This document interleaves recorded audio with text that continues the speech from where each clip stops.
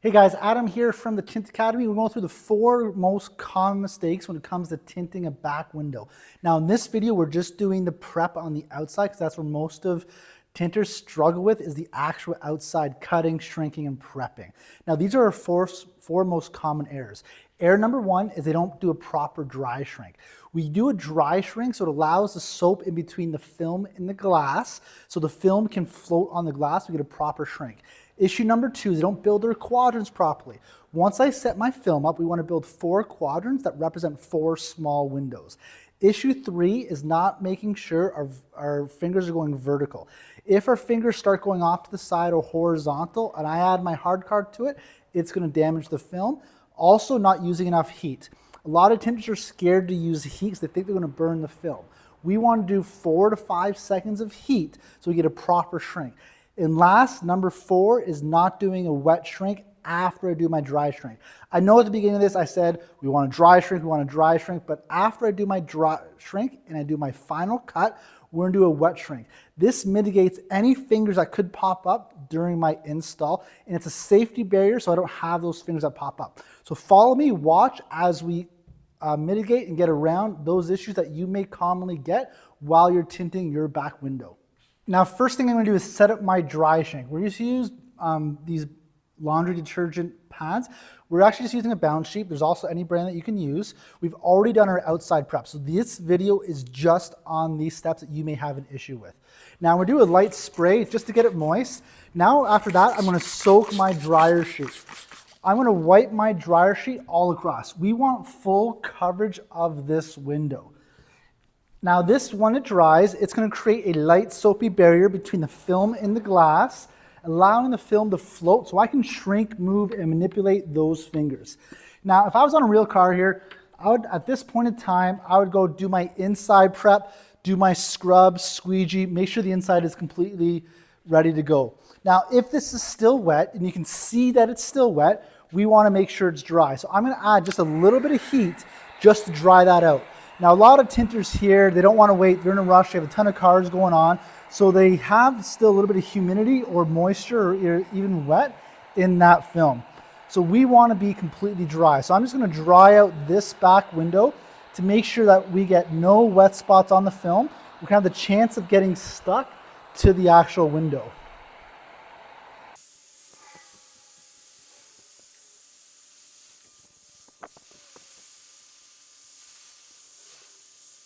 Now I have my piece of film on the glass. We want to build our 4 quadrants. You can see it's all bunched up here. Remember, we can only shrink from factory edge to factory edge. So I'm going to put a little bit of anchor in my film, lift it up while I'm holding, and spread it towards me. As you can see, there's a natural flat line in the glass, and I'm going to reinforce that. Now these fingers on the side, I want to move them this way. So I'm going to push it down, which we're going to lock that side out, lock that side out. Right now, this is called building our H pattern, which we're going to build our 4 quadrants. So the right side's done. Now I'm going to do the left side. Pull this up, pull towards me, and come across. Then I'm push it up, and come down. Now you can see I just built my H pattern. Once I build my H pattern, I want to come down the center. So right where the center antenna is, come straight down and straight up. So now I built 4 quadrants. Quadrant 1, quadrant 2, quadrant 3, quadrant 4. These represent 4 small roll down windows. So you need to set up your H pattern perfectly. Once I set up my H pattern, I'm going to bring my fingers down through, making sure that these are all going vertical. This is going to go into problem number 3 that you have. So we kind of have a blend of setting up your H pattern and then making sure those fingers are going horizontal. I'm going to focus on 1 quadrant at a time. So I'm going to add a little bit of heat to this to make sure that it's going to sit flat. So adding some heat, make sure these fingers kind of sit down and don't get as big. Now, when I'm shrinking this, I always want to work from the outside in. I'm going to work in 1-inch segments, which is almost 2 heat lines. So I'm going to add 4 to 5 seconds of heat for 2 heat lines. 1, 2, 3, 4, push. 1, 2, 3, 4. 1, 2, 3, 4. 1, 2, 3, 4. 1, 2, 3, 4. 1, 2, 3, 4. Come back to the edge here. Now you can see this finger is kind of coming up and blending together. As we talked about our principle in 2, and come down and break this finger up here. Come back to it across here.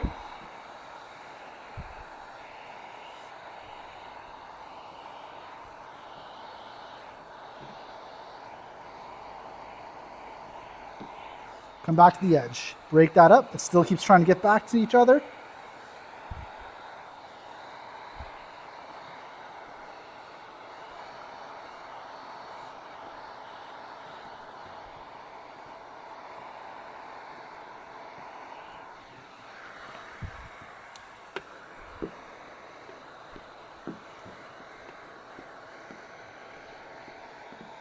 And working our way all the way through. Now, as you can see here, I'm only focusing on one quadrant at a time, getting it flat. Once I'm done with this quadrant, move on to our next one. Again, same thing, break up those fingers, run a little bit of heat to get the film soft. And now I'm gonna work 5, 4, 3, 2, 1, push.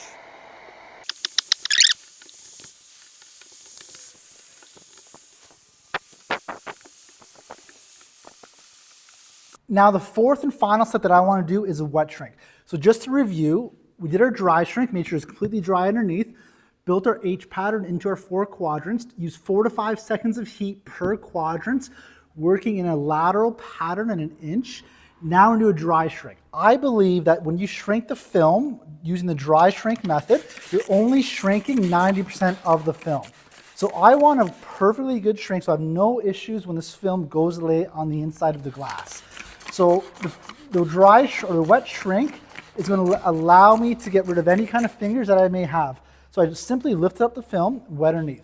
Now I'm going to do the same thing. I'm going to push out any big piece that I have and remake my H pattern. Come down the center.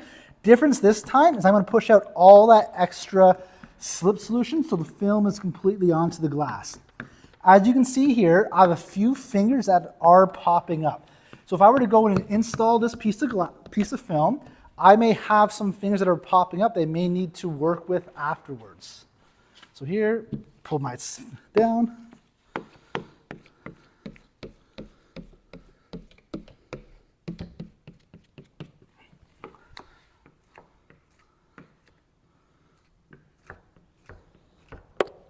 As you can see here, I have a couple fingers. Now I'm going to attack these fingers a little bit differently. So just like a side roll down window, I'm going to rotate my heat gun over top and just get rid of any fingering that I may have. There we have, those are 4 major issues that we see the common window tinter experience. So just a quick review, set up your dry shrink, build your 4 quadrants. You need enough heat, 4 to 5 seconds, and make sure your fingers are always going vertical. Last but not least, a little bit of a bonus is always do a wet shrink after you dry. This is going to mitigate any issues that you may have when you go to install this. Remember, this video was just on the problems that you may have installing window film. If you want to see the full way from outside prep, inside prep, shrinking the film, cutting the film, and installing, we do have a video down below that you can see the whole process unfold. I hope this helps you get better installs and making more money as a window tinter. We do have courses across Canada and the United States that are open for registration right now. Visit tint.academy or email me directly at adam@tint.academy for closest location for you. Let's have some success tinting those windows, guys.